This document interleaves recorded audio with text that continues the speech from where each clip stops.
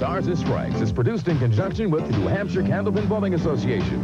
And now your hosts, Doug Brown and Dan Murphy. Hi, everybody, and welcome once again to Park Place Lanes in Wyndham for another edition of Candlepin Stars and Strikes. And this is a very special one because we have once again reached series championship time. And this should be a dandy between two fine Candlepin bowlers. Again, we have, as it turns out, the top two seeds battling it out for that spot in the Tournament of Champions. Well, they certainly deserved those two spots. Their roll-off scores were high. They bowl well.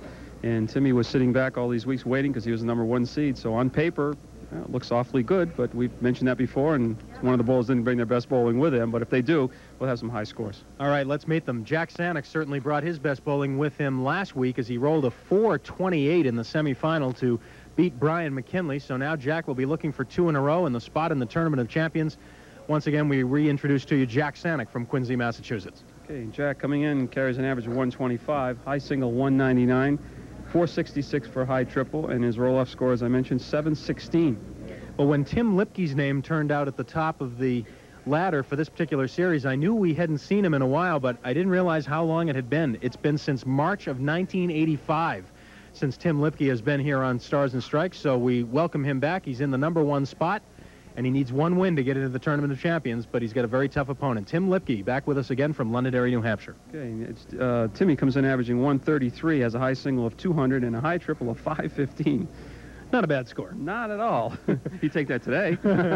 And I'm sure both the bowlers are very interested in the fact that we have bonus money available in this series, courtesy of Val's Surplus in Hampstead, New Hampshire. $25 for 3 marks in a row, either spares or strikes, any combination, and $25 additional for each consecutive mark in a row after 3 in the same string. And, of course, we also have our bonus ball contest coming up at the end of the show. That is up to $140. And, of course, the winner of this match, in addition to a berth in the Tournament of Champions, also wins $1,000. So we've got lots of... Again, and for the second time in a row, we have the top 2 seeds remaining, as Bob Buxton won 1 and then lost to Brian McKinley. And Brian couldn't make it 2 in a row as he then lost to Jack Saniuk. And now it is Tim Lipke against Jack Saniuk for $1,000 first prize money and a spot in the Tournament of Champions. Now, the runner-up today will get $500 and is still eligible to come back and try again to qualify. There are 2 more series remaining in this season on Stars and Strikes before we move into the Tournament of Champions. So whoever is the runner-up today will still have a shot. But it's much easier to do it now while you're here rather than go through the whole process once right. again. I think it's getting late in the season. I think if you're going to qualify, you better do it now. As if these bowlers say, well, I'll win 1 and lose 1 so I can come back next time. It doesn't happen that way.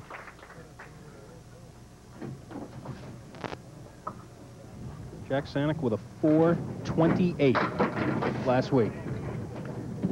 Of course, all that follow the show probably know, but we'll repeat just the 3 bowlers that have already qualified are Joe Ashline, Gary Carrington, and Pat Pay. And soon to be either Tim Lipke or Jack Saniuk. And the score to beat for the top seed right now is 456. That was thrown by Joe Ashline. Well, I guess after 5.5 years, you he collected build build up some fans, yeah. Tim Lipke, for the first time since March of 1985, here on Stars and Strikes.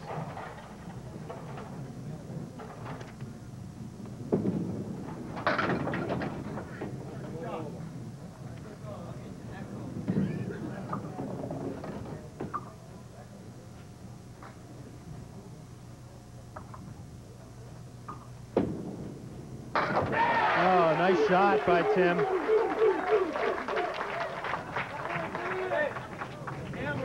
One, 2, 4, 6, and 10 cleans it out just like they were tied together, and that gets the crowd right into the game. And Jack is going to have to work on getting the crowd out of the game by putting some marks up himself. 6 on the fill.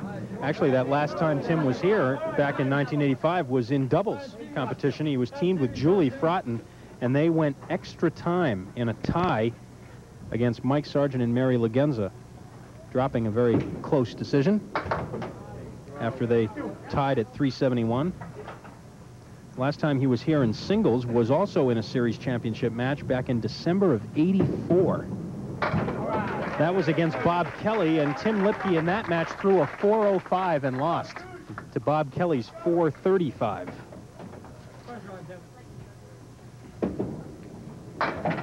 Prior to that, Tim won a series championship. Earlier in '84, he beat John Potorsky, and then the next week threw a 420 and beat Dan Broder to win a series title.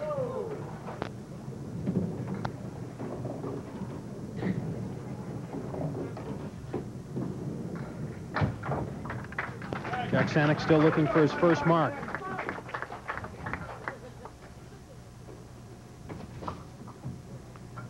Standing room only today at Park Place Lanes. Big, big crowd. This is one of the biggest crowds we've ever had, I think. That was a break for Jack. He's kind of flush on the head pin, was able to trip that 6-pin out of there, give himself the 4 and 7 to shoot at.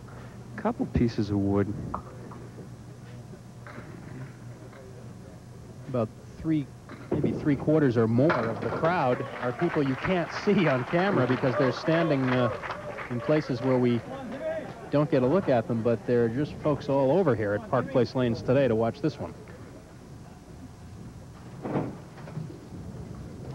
And over the next couple of weeks, we'll be filling you in on when the next taping date is here on Stars and Strikes so that you can come down here and enjoy the excitement yourself here in person. 1, 8, and 9 left by Tim Lipke. Spread eagle plus the 5-pin. And when the 5 is in there, it has a tendency to help you if you can split the 3-6 or the 2-4. But now he's looking at the spread eagle, but he only has 1 ball left.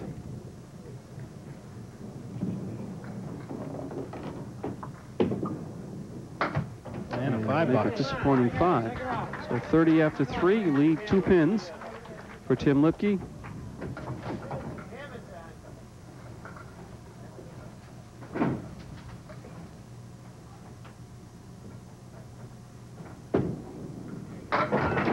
Brooklyn pocket, but he'll have to shoot at the 3, 5, and 9.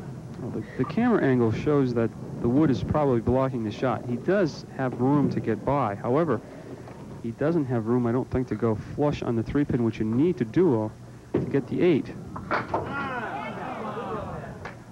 Actually, hit that pretty well. To get the 9, I should say.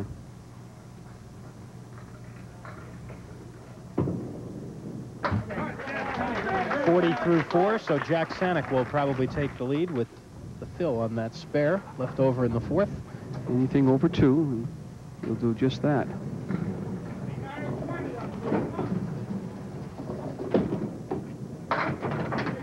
A little flush, but he gets out of it with an 8 drop and a spare leave.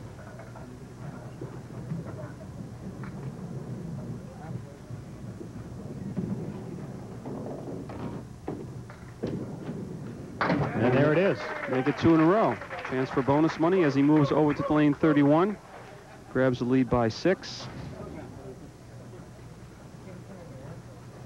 Early in the match, have just joined us, championship week.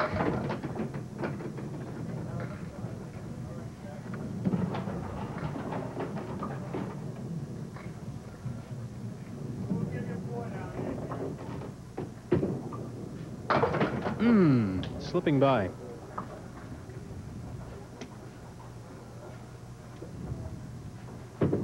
These two guys are both very intense competitors anyway, but any opportunity missed in this match is going to be frustrating because both of these guys are so capable of just rolling up a quick score in a hurry. Tim Lipke up on lane 32. Oh, again. This time just the 1 and the 8. Knocked out the 1, 8, 9 earlier.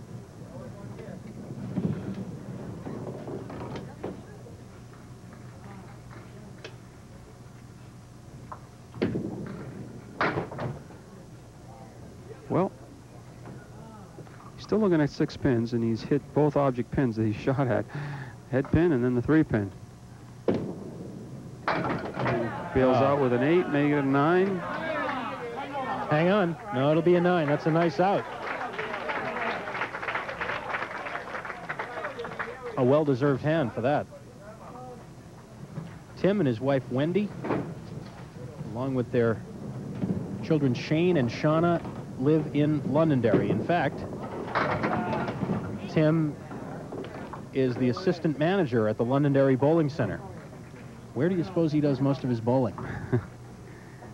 Well, if I was his boss, I'd know where he would be.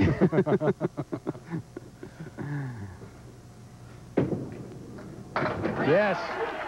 Big spare in the 6th. Oh, isn't that the Arsenio Hall show? Isn't that ironic? Now he's been all over the head pin and got some weird leaves and stuff. This time he misses the head pin with the first ball and he marks. 1, 3, and 6 left for Jack.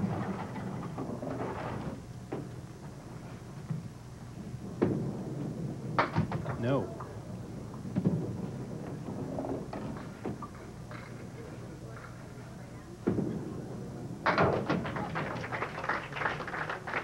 I've heard many people say, though, that you would think, I guess most people would assume that you work in a bowling center that automatically you have kind of unlimited license to just practice all the time and do anything you want, and it just isn't that way, at least according to most of the people I've talked to. No, that's what everyone kind of laughs at me, like, you must bowl all the time. Like, it's a game, so sometimes they don't think of it as a business. So you do have to put in a lot of hours. Kind of cut the 5 pin into the 7. That close. This time he'll take the 1 for 91 through 8.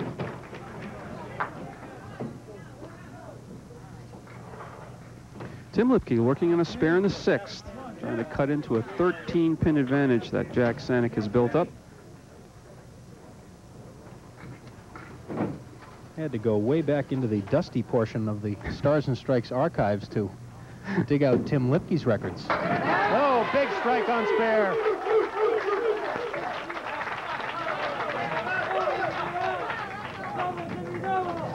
A quickie. Well, he's been all over the head pin. It's a matter of time. You know, when you punch out the 189 or the 18, you're not missing the pocket by very much. Back on it full again this time. The 2, 4, and 6 left for Tim.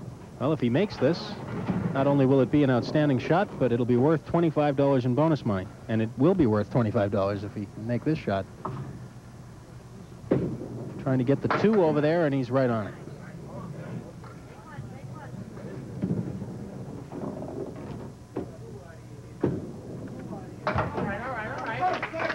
Tim Lipke by 5 after 8.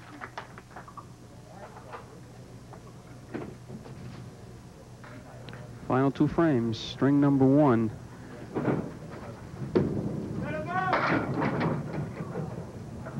I understand, by the way, Dan, when we instituted this new computer scoring system, we asked our viewers to jot us a note and let us know what they thought of it, and we did get many responses, and we appreciate the time that all of you took to write in and let us know how you felt. We're getting mail now from people who were originally not too keen on the idea, saying that they like it, and that's certainly very encouraging. Obviously, you can't please everybody all of the time, but we're certainly trying, and we appreciate those of you who write in and let us know your preferences. Well, anytime you get change, sometimes it takes a little while to be accepted and realize the full value of it, and I think at one glance at the screen now, when the scoreboard comes up, you can tell what string they're in, the game lead, the total lead. It's got everything right in front of you. In case the announcers forget to let you know. Nah, that never happens. Jack Saniuk, 109. Well, Tim Lipke leading by 5 has a chance to increase that because he's opposite 2 open frames, an 8 and a 10 put up by Jack Saniuk. And let's see, the 7-pin will stay. Last week, Jack Saniuk had 2 games in the 150s. In his 428, he rolled a 156 opener, then a 113 middle game, and then pulled things back together for a 159 finisher, including 7 marks in a row.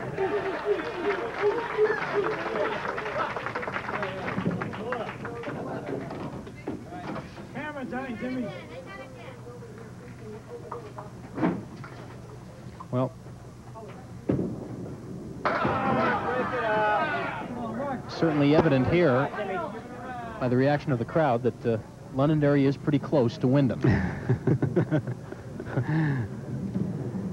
2-4, 6-10 left for Tim.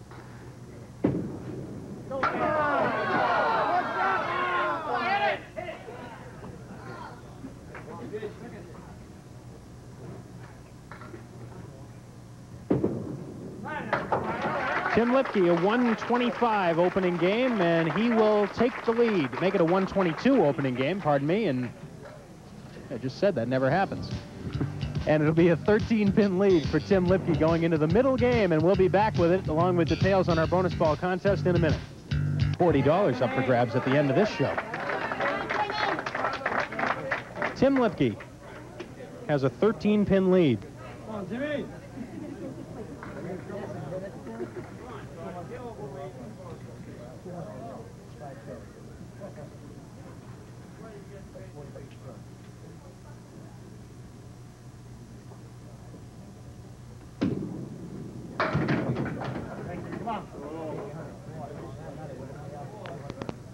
Off target to the right, 1-2-6-10 left for Tim.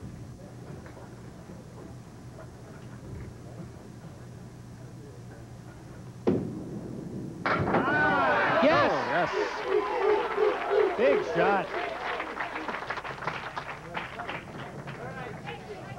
Fifth mark for Tim.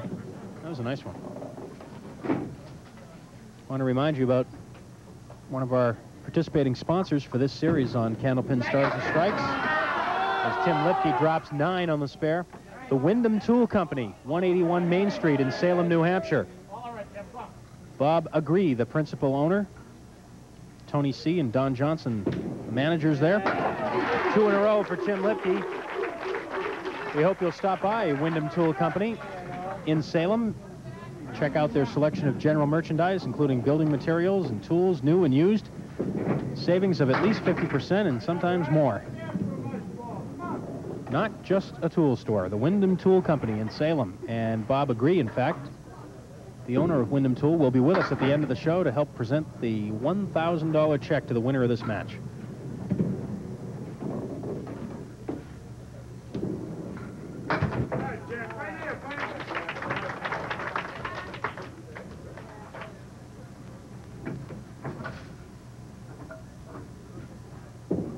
Jack Saniuk, Brooklyn side, just catching the head pin, and he'll shoot at the 3-6-10.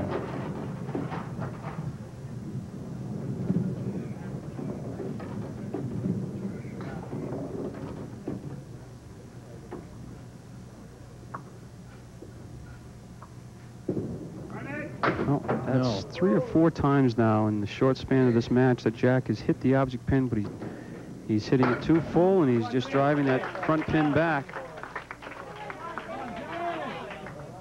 Tim Lipke with a chance for bonus money now. Haven't had any yet in this match.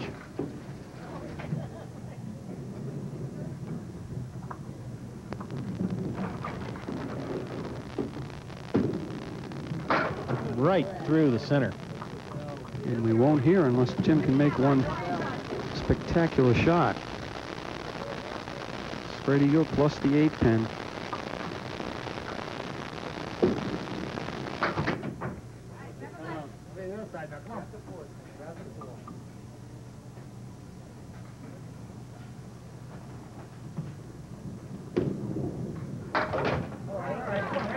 Eight out for Tim.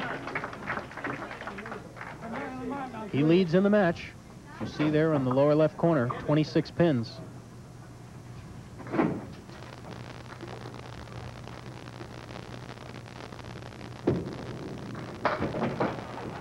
Wasn't happy with that delivery.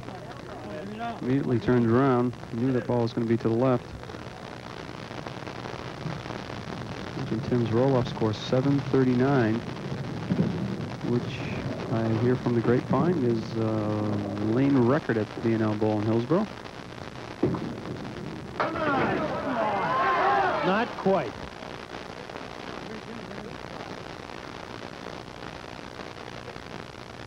A record that I understand you held at one time. Yeah, I guess I did. It's been so long ago, Doug. Yeah, they did keep records back then. Incidentally, for those who were wondering, Tim Lipke's 739 roll-off score, that's a 148 average for 5 games. Just a shade under that.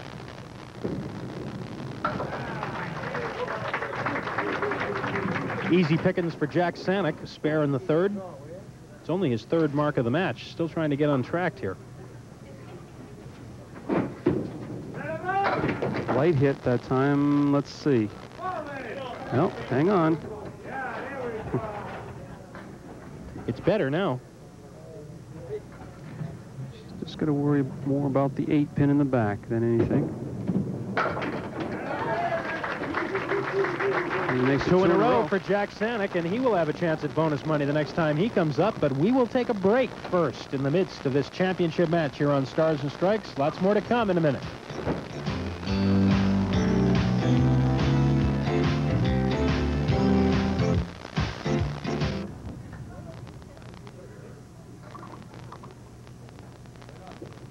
Leading by 18.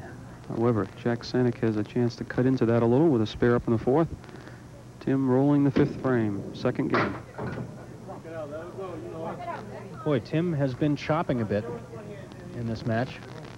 He does have 6 marks, but he's been some tough leads, too. Seemed to go on a little bit of a streak. He would hit the head pin and go through the middle, miss the head pin, then he'd put the ball in there a couple times, get a few marks, and you think he'd be off and running, and then he's been straying a little bit off the head pin. Oh, nice 10.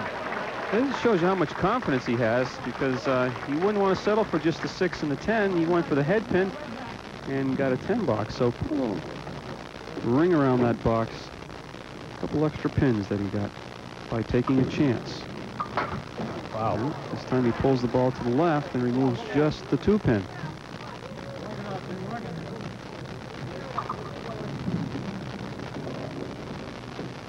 Tim is waiting for a ball to come back.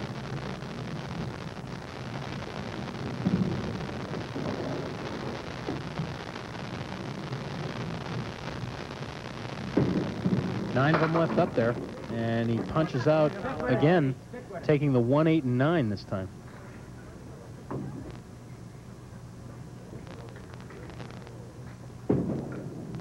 And another 5 box, the 2nd one he's had in the match. Well, let's see how much Jack Saniuk can cut into the lead here.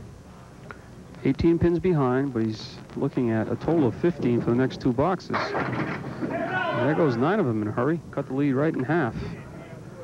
And if the wood stays right there, well, it's even going to be a little better for him. Going to nestle right up against the 5. This shot worth $25 if he makes it. He does. For our first bonus money check of the day from Val's Surplus on Route 111 in Hampstead, New Hampshire. Trying to keep that string alive with a fill and another spare. Or strike. Well, hang on. If that 3-pin goes. Jack thought it was going to be a spread eagle, so. But with the wood, if he plays the, well, you'd like to see that frozen against the 3-pin. That's what he's taking a look at now, because if he splits the 2 and the 4, catches the wood, could kick forward. Well, kick forward, but he didn't split him enough to carry the 7. Good effort, though, by Jack Saniuk. Can gain another 5 in count because he's opposite a 5 frame. And will take the lead in the match by 2 overall. So very quickly, an 18-pin lead turns into a 2-pin lead for Jack Saniuk on the other side of the board.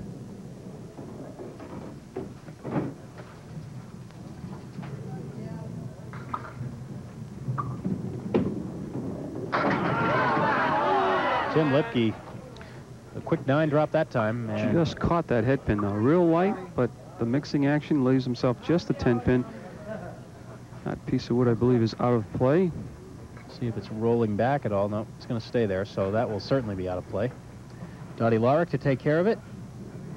Speaking of the computer scoring system, those of you who may be wondering, Dottie Larick still keeps the big scoreboard for the fans and for the bowlers here at Park Place Lane, so they can follow the score of the match. And Tim Lipke is right on it for a mark. So he bounces back from his 5 box with a good first ball and a mark on a single pin.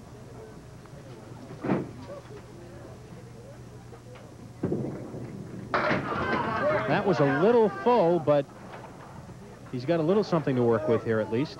Well, that wood swung around a little bit, and it had a good angle for the 10 pin at first, but came in contact with that second piece that's in between the 2 and the 4 and turned a little bit on him. Well, didn't really give himself a chance. He had to clip the 2 pin. That's what I mentioned last week. On every spare shot, there's an object pin that you must hit that to give yourself a better than average chance of making the spare.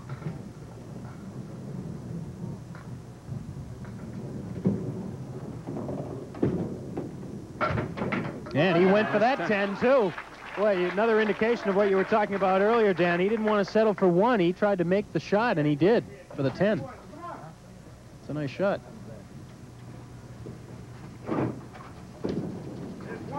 Oh, oh my! I was going to say, that can't stand up. Wow. Buries this, and look at that 8-pin walk over. Took a second nudge by the wood, finally goes down. First strike for Jack Saniuk.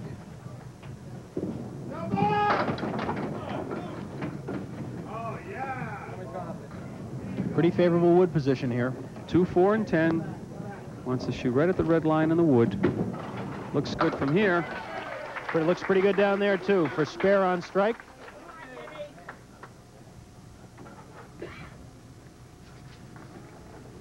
Tim Lipke now for his final 2 in this middle game. Wow. Lost that one off to the right. Tim was looking down at the approach there. Don't know if anything might have happened or not. I think he just lost it to the right.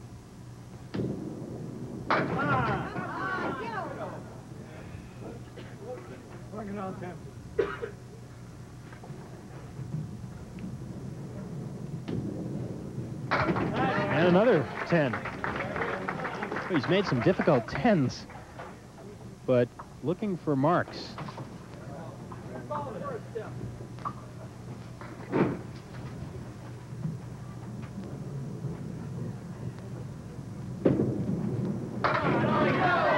Big 9 drop, and the 7-pin was touched a couple of times, but it's still there. Well, we've got to watch out a little bit here, because this first piece of wood is way out in front, and now there's another second piece now rolling in between. And I guess that one's going to roll out of play. So you got to watch the ball doesn't jump up in the air and the pin go to the right and the ball go to the left and leave that 10 pin. Just got it going through. Almost a good idea on a shot like that to let up a little bit on the ball, not throw it quite as hard. Watch his replay. Watch the ball just nicked that 10 pin. It did fly. That second piece of wood never came into play. Tim would love a big fill here, and he'll take a 5. 116, 238 through 2. Jack Saniuk already leading by 6. 19 in this game, 6 in the match. He can increase that lead by 5 more.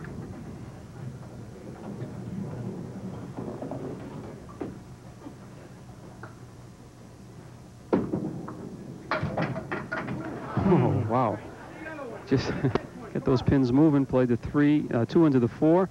Missed the 7, but came across and got the other 2. So he'll lose 1 on count. Lead will be 10 pins, but now he has to contend, as you see, spare 5. Timmy's already put up. Again, and flush right, on the head pin. Right through the middle again. We've seen a lot of that.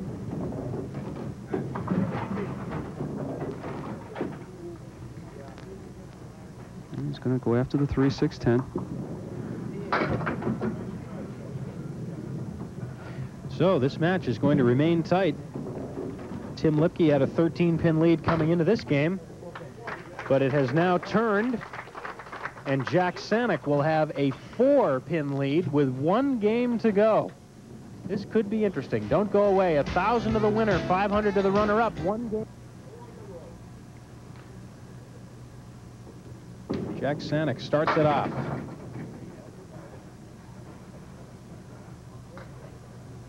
Directing traffic. He doesn't like the looks of that piece of wood looking right directly at him. Got it. Right at it, though. No hesitation in Jack's delivery there. He just said, no, I'm going to go right at the pin, drive it straight back. He wants one of these to go. There goes the 7. Looked at first like the 10 would be the one to go down. But instead, he'll be shooting at the 10 now. The spare. Last several boxes of Jack Saniuk in that second game, he was flush on the head pin. These 2 times he was light, he got good pin action, and the result is 2 spares. Timmy, to keep it around 4, is going to have to do the same thing.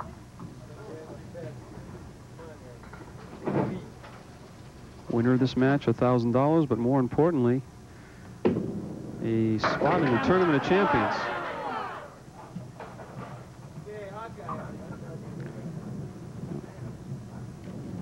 Don't have to say it, but I will. They're all big now. 4-pin, looking at Timmy. Well, so far he's matched Jack. Well, he needs at least a 9.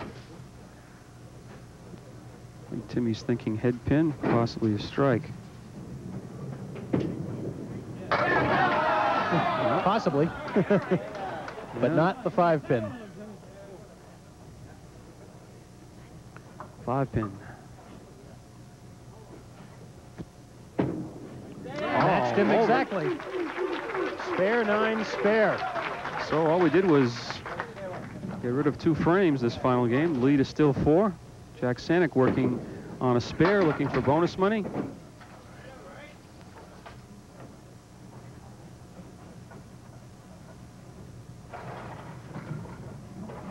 The wood rolls off, so. And Jack again hits it full. He knew as soon as he let it go, it was going to be too heavy on the head pin to carry the other 3. When he dropped that one.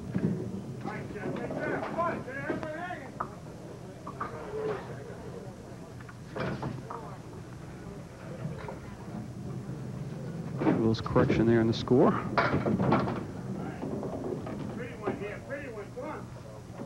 .43 through 3 for Jack Saniuk. And again, right back to hitting the object pin flush the last 2 frames when he was shooting for spares. Takes the 8. Opening for Tim Lipke, working on a spare and 2 open frames. Trailing by 4. I think if Tim Lipke threw a strike here, there'd be any noise.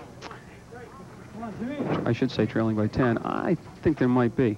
I think anything above 6 is going to be a lot of noise.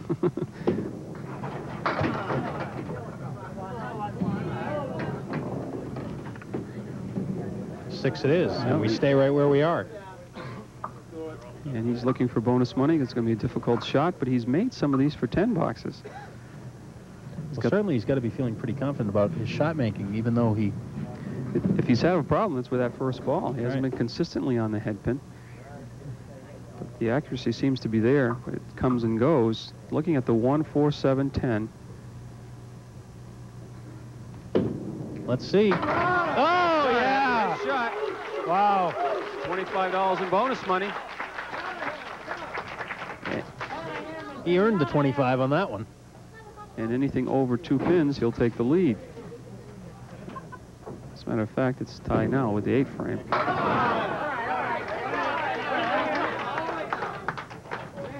Another $25 shot.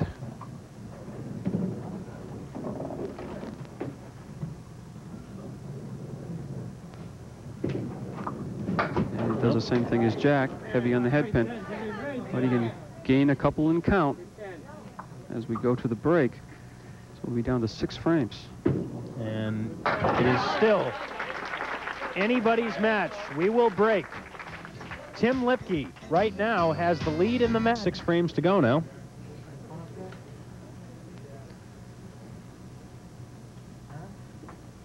And Jack Saniuk bends one right into the pocket. He'll look at the 4-pin plus some obstructions. Well, I don't know if that second piece, yeah, I guess, I don't think you have any problem with this. No, drives it right straight back. Sometimes too much thinking up there is not good. Just get up there and attack the pins.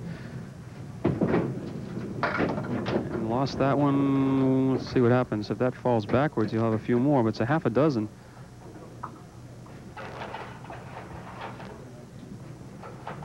Well, Jack wants the wood in the middle to move a little bit closer to the 2-pin on the left, but he's not getting any cooperation. At this point in time, I know both bowlers are not thinking about the Tournament of Champions. Remember that it's the winning total depends on where they will be seated in that tournament. And the way things are going right now, neither bowler is going to unseat any of the three that are already in there. 390 is Pat Pays. He's in third position, and they would really have to go to beat that score. So right now it's just a qualification into the tournament. I think either bowler would be happy with that. Well, with a 10 box here for Timmy, without the mark, just gets the 10, we'd be all even again. It's opposite a spare 6 by Jack. Well, he's going to have to make another shot to keep the lead or keep even. Well, he has made several. Be interesting to see what he does now. I mean, the game is down on the line now. Will he still take the chance? No, that time he didn't look like he was. Looked like he was going for the 4 and the 7, 6 and a 10. Interesting change of strategies and later on in the match. Worst thing that can happen in that situation is if you change your mind as you're in the middle of your shot. And that happens a lot of times. And off target again. So, my oh my. Hang on to your seats.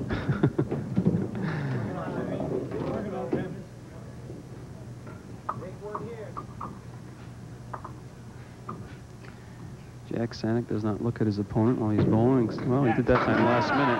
Oh, what a great shot. Well, and no, it won't. The 8-pin is still there. Pick up a pin and count. He nails this one.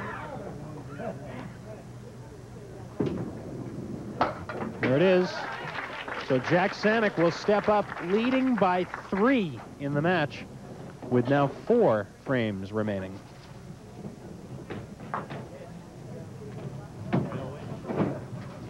And Tim's going to take care of some housekeeping chores on lane 31 before Jack can continue. 4 frames remaining. And as Doug just mentioned, a 3-pin advantage for Jack Saniuk. And he has the advantage or disadvantage, whatever you may think, of being the first bowler. Well, an advantage right now because he's got the strike up in the 7th. 1-2 pocket. 8 and 9 pins, the last 2 to go. Gotta hurry. Leaves it to the left. 4 horsemen plus the 8-pin. Each bowler with 11 marks now. Anything over 7 puts Timmy in a double mark situation, meaning the lead will be in double figures, and that's what he has right now, but he'd have to clean these away. Still not quite in that situation. Well, 2 very important frames here for Tim Lipke because he needs at least 1 mark in order to keep this thing fairly even going into the final 2.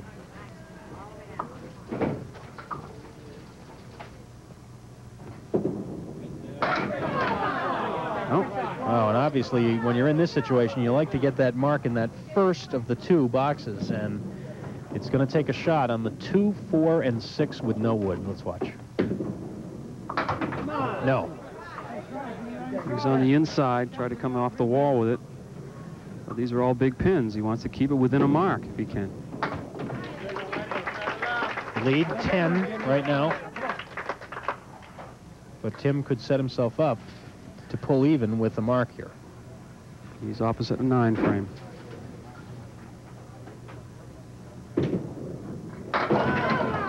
Well, he'll shoot at the 5-pin. Well, he's going to get no help. I don't believe this. Well, he may get the wrong kind of help. Oh, no, it it rested against the 5-pin. I'm surprised. I thought it was going to roll right past it, but he wants to be below the red line. I want to be high. Watch out. Well, this thing is, in essence, all even, depending on what Tim does when he fills that mark. Fills it with a 9, it'll be tied. So we move to the final 2.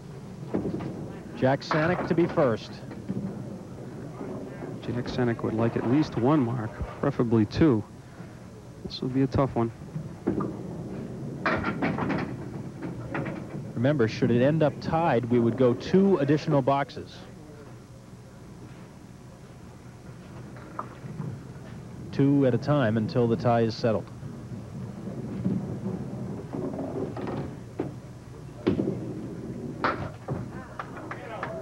That'd be a big pin if it fell over.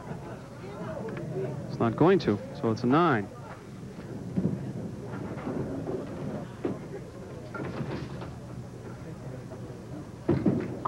And a big strike in the 10th. Well, all of a sudden, this 1 mark could turn into something very important because Jack should throw a double here. Depending on the fill, Timmy will have to at least put another mark up. A little thin. He's got another shot, remember.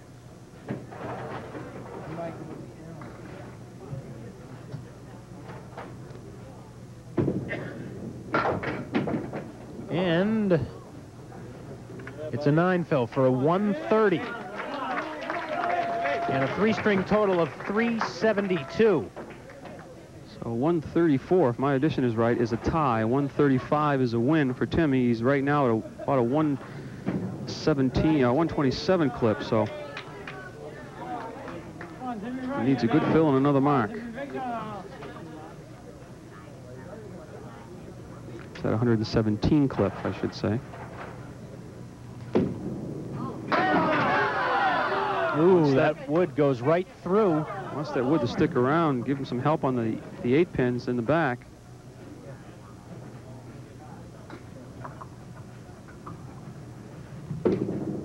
Right on it for the mark. Remember, 135 is the score that Tim Lipke needs to win it. 135. So still needs another mark. Yep. Because of the 7 fill. Get up there, come on! Watch out! He leaves the 3-pin. This is not an easy shot. That wood is way out in front of the 3-pin. That's why Tim is taking a walk. He can only walk as far as the foul line. But Tim's so tall, he gets a good angle on it. I don't think he can go at the pin. I think he's going to have to go high. He's got to have this mark. Comes down to this. And he's got it from behind. Wow. All he needs is 2. Watch this. He gets it from behind. He had to come high. The wood swings around and gets it from the back. Oh. Well, it's one of the times I think he'd probably take a half-wister. That's it. Tim Lipke with an 8 fill wins it on the final ball. $1,000, and he moves into the Tournament of Champions, and what a finish. Big round of applause, and let's take a look at the winning shot again. Oh, yeah, he knew it. It's over at that point. Wow, the final count, 379 for Tim Lipke, 372 for Jack Saniuk. We will return with more, including the bonus ball contest in a minute. Don't go away. Our runner-up, $500 plus 25 in bonus money as well, and you had to just wait. That was all you could do at the end. That's it. Timmy came up with 2. The one in the 9th box was a clutch mark, and then the one in the 10th, he had a semi-tough piece of wood, and he made the shot. But, hey, give him credit. He got 2 for 2 in the last 2 boxes. Well, you've been here so often, I can only assume that you'll maybe get here one more time. You get 2 more chances. Well, the way I look at it, I finish second again. I don't win the last one, so I'll make more money that way. But hope to be back. Congratulations, Jack. Terrific bowling once again. Jack Saniuk from Quincy, Massachusetts, our runner-up. And now we'll go over to lane 31, Tim Lipke, with a shot at winning $140 in cash for one of you out there who sent us a card, and also a couple of sets of brand new bowling balls on the line, too. 8 is the drop, and unfortunately not a match for, we'll take a shot at this, Amity Hatch, or H, from Westminster, Mass. The guess was 4, so it'll be a TV50 NHCBA desk pen. No confidence in you, apparently, Tim. And that'll be the consolation prize, and we'll go up to $150 next week. Well, we have up with us here right now from the Wyndham Tool Company, our participating sponsor for this championship here on Stars and Strikes, Bob Agree, the principal owner. And Bob, I'm going to give that to you so that you can give it to the guy in between us here. There you go, Tim. Congratulations. Thank you. $1,000, and you earned it there in the last 2 or 3 boxes. Wasn't pretty by any means, but a win is a win, and I'll take it. Well, you know one thing. You won't have to wait almost 6 years to come back again. We'll see you in the spring. Yeah, that's true. It's been a long time, and I missed everybody, I'll tell you. Well, it's good to have you back, and we'll see you for the Tournament of Champions coming up in the spring. We'll be here. Thank you. All right, that's Tim Lipke, the winner of this particular ladder series here on Stars and Strikes. And as for you, Dan Murphy, we couldn't have asked for a better finish, and we've got Tim Lipke now in that Tournament of Champions, along with Pat Pay and Gary Carrington and Joe Ashline, and 2 more spots still open. That was a terrific end, though. I don't know. If I saw those 4 bowlers, I think I'd duck out of the roll-offs. I wouldn't want. No, not really. They're great bowlers, and it's really shaping up to be an exciting finish to the season. Well, next week, yes, sir, we'll have 5 brand new bowlers as we start a new 4-week series here on Candlepin Stars and Strikes. We hope you'll be with us. It should be fun next Sunday at 12 noon. Until then, Doug Brown for the whole TV50 Sports crew and my partner, Dan Murphy.